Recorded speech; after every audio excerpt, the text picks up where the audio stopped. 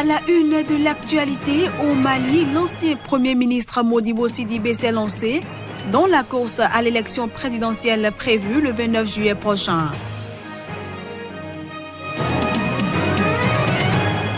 Le Burundi a enterré les victimes de l'attaque par un groupe armé qui a tué 26 personnes dans le nord-ouest du pays samedi dernier.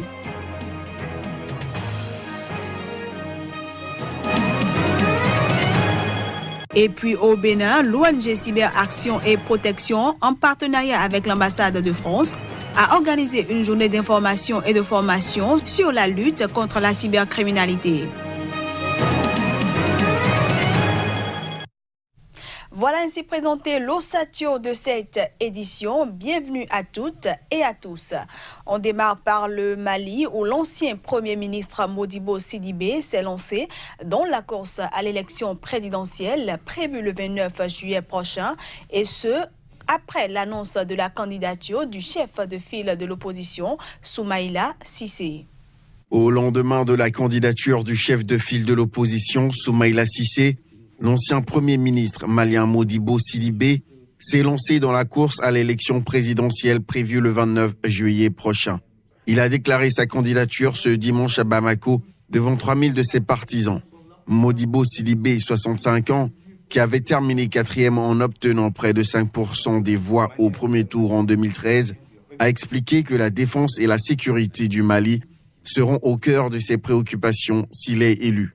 Quant à l'actuel président Ibrahim Boubacar Keïta, 73 ans, il n'a pas encore officiellement confirmé sa candidature. Mais elle fait peu de doute après sa désignation le 7 mai dernier comme candidat par une coalition de près de 70 partis. Pour rappel, le gouvernement a officiellement convoqué le corps électoral pour le scrutin du 29 juillet, pour lequel une douzaine de candidats se sont déjà déclarés. Plus que quelques heures et les Burundais se prononceront sur une réforme de la Constitution. Le président Pierre Nkurunziza pourra s'en sortir le plus heureux. Reportage. Le référendum prévu au Burundi sera effectif jeudi. Il pourrait ainsi permettre au président de rester en place jusqu'en 2034. Il ne fait guère de doute, le texte qui permettrait à Pierre Nkurunziza, au pouvoir depuis 2005, de briguer 2 mandats de 7 ans à partir de 2020 sera adopté. Ce qui conforterait un pouvoir de plus en plus autocratique. Quelques 4 800 000 d'électeurs, soit environ 40% de la population, voteront pour le oui ou le non. Peu de voix devraient manquer à l'appel, car une peine de 1 à 3 ans de prison est prévue pour quiconque appellerait à l'abstention. Les opposants impuissants sont en exil pour la plupart. Le Sénarède, principale plateforme de l'opposition en exil, a appelé au boycott. À ses yeux, le texte, qui introduit des modifications d'ampleur, bouleverse l'architecture institutionnelle du pays en signant l'arrêt de mort de l'accord de paix d'Arusha. Il y avait la division ethnique, il y avait le non-partage de pouvoir, mais l'accord d'Arusha avait trouvé solution. Et maintenant, le président Nkurunziza veut tout enterrer et revenir même à la monarchie. Plusieurs militants ont été tabassés, ont été arrêtés, détenus arbitrairement. On compte au moins 2 cas de personnes qui ont été assassinées en lien directement avec le processus du référendum. Le projet de révision a été critiqué par la communauté internationale, notamment l'Union africaine qui n'a pas envoyé d'observateurs. Les organisations de défense des droits de l'homme ont également dénoncé la répression qui accompagne ce référendum et l'absence de réel débat démocratique. Le texte soumis à référendum concentre un peu plus les pouvoirs dans les mains du président. Il prévoit en effet une profonde modification de la structure gouvernementale avec la suppression d'un poste de vice-président et la création d'un poste de Premier ministre. Et à quelques heures de ce référendum constitutionnel, le Burundi a enterré les victimes de l'attaque par un groupe armé qui a tué 26 personnes dans le nord-ouest du pays. C'était ce week-end. Le ministre burundais de la Sécurité a annoncé ce week-end qu'un groupe armé a tué 26 personnes dans le nord-ouest du Burundi. Et ce, tout en dénonçant une attaque terroriste. Cette attaque est survenue alors que le climat est de plus en plus tendu dans le pays à l'approche du référendum constitutionnel contesté prévu pour le 17 mai prochain et qui devrait permettre au président Nkurunziza, au pouvoir depuis 2005, de briguer 2 mandats de 7 ans à partir de 2020. On ignore pour l'instant les raisons de cette attaque et l'identité des assaillants qui ont, selon des habitants, gagné la RD Congo après l'attaque. Nous habitons la côte frontalière et ce qui cause l'insécurité dans cette région, nous demandons plus de sécurité de la part du gouvernement. Par de l'accord diplomatique, je peux présenter les condoléances les plus attristées à la famille des victimes, à tous les communes, au gouvernement et à mon propre nom comme l'ambassadeur de la Fédération de Russie. Nous sommes toujours contre la violence.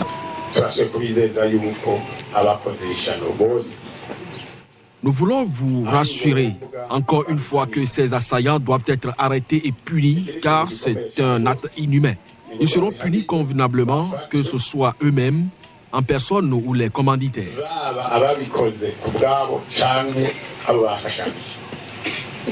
Après avoir accusé des groupes de l'opposition en exil de chercher à perturber la consultation, le gouvernement burundais a déployé ces dernières semaines des soldats dans les zones frontalières. Du Burundi, rendons-nous au Nigeria où 5 membres des milices civiles engagés aux côtés de l'armée pour lutter contre le groupe djihadiste Boko Haram ont été tués dans un attentat suicide dans le nord-est du pays. L'information a été révélée par les services de secours.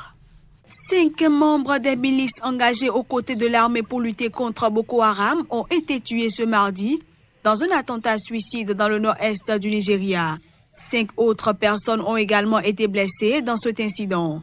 Ce bilan a été confirmé par Ibrahim Liman, responsable des miliciens de la garde civile à Kondouga.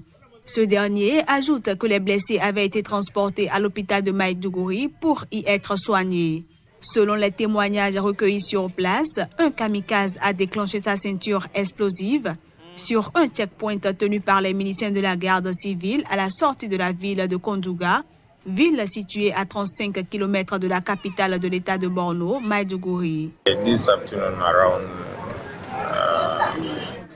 Un kamikaze est arrivé au point de contrôle avant d'entrer dans la ville. Le kamikaze est arrivé et a fait exploser la bombe et a tué des miliciens de la garde civile, 5 personnes et blessé 6 autres.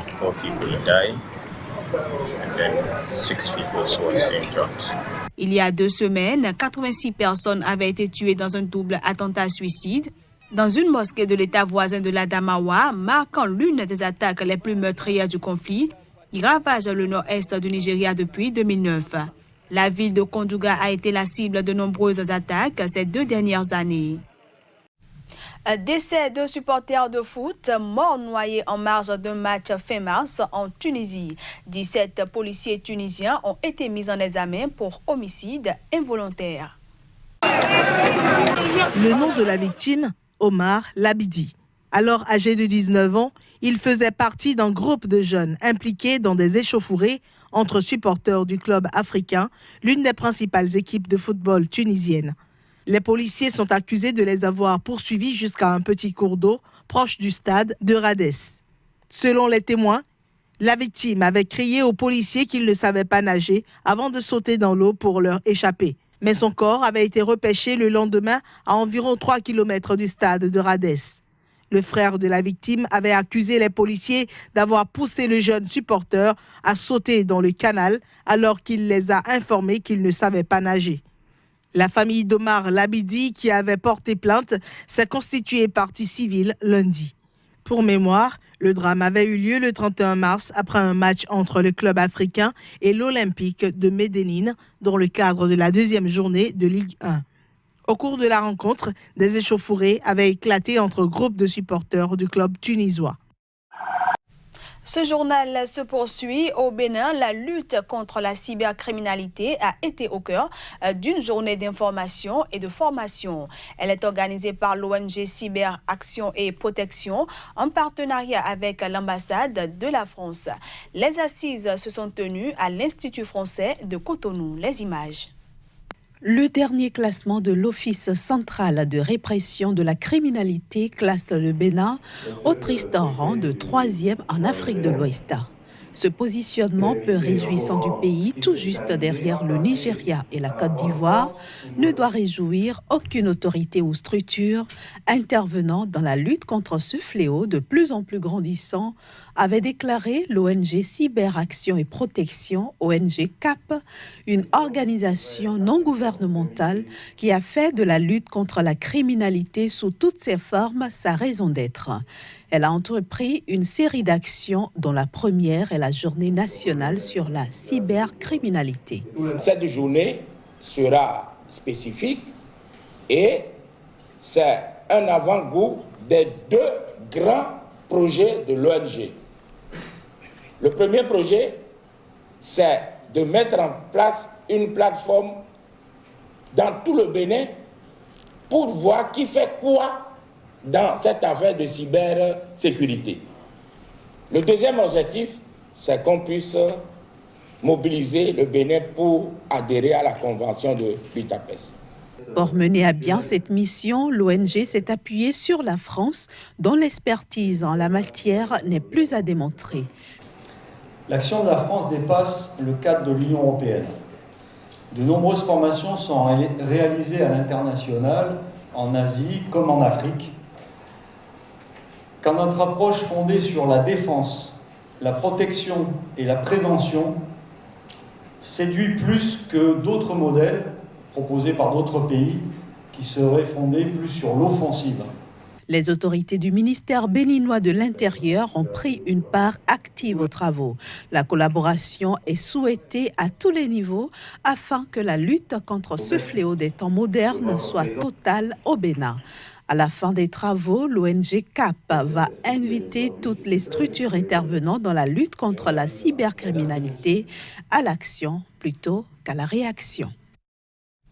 Pour finir, alors que le mariage du prince Harry et de Meghan approche à grands pas, les préparatifs touchent à leur fin dans la caserne de la Household Cavalry à Londres. Les soldats du régiment auront pour mission d'escorter les jeunes mariés sur les pavés de Windsor. Et bien qu'ils aient l'habitude des grandes cérémonies, le 19 mai aura une saveur toute particulière et pour cause. Pour certains, le prince Harry est un ancien compagnon de régiment. Reportage.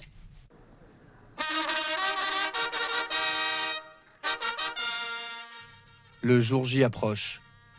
La fanfare royale révise ses dernières gammes avant le mariage du prince Harry et de Meghan Markle. La pression monte. Ils savent qu'ils n'auront le droit à aucune fausse note. Il ne devrait pas y avoir de problème. Cependant, je suppose que ce serait à moi d'assumer au bout du compte. Je ne sais pas. Peut-être qu'il rouvrirait les cachots de la Tour de Londres pour moi. Qui sait? Ce sont les soldats de la Household Cavalry qui auront pour mission d'escorter le carrosse du couple princier sur les pavés de Windsor. Le régiment joue le rôle de garde du corps de la famille royale depuis des siècles et parade régulièrement lors des grands événements et notamment lors de l'anniversaire de la reine. Le prince Harry y a servi pendant 10 ans et pour ses anciens compagnons d'armes, le 19 mai aura une saveur toute particulière.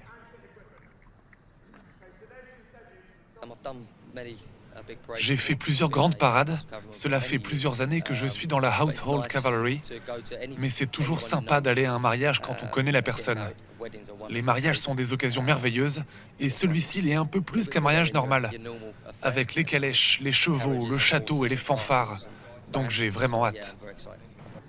Les préparatifs touchent à leur fin dans la caserne et rien n'est laissé au hasard. Même les chevaux se refont une beauté avec des fers tout neufs. Une marque de fabrique pour ce régiment qui sait que le diable se cache dans les détails. Cette attention aux détails qui leur est demandée, la gestion du temps et la discipline, l'entretien non seulement personnel mais aussi leur cheval, sont tous directement transférables au côté opérationnel. Et je crois que cela fait de meilleurs soldats et de meilleurs cavaliers.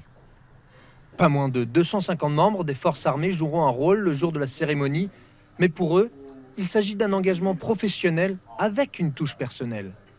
Ainsi, rien n'est trop beau et tout le monde est sur le pont pour que tout brille lors du grand jour pour leurs anciens camarades de régiment.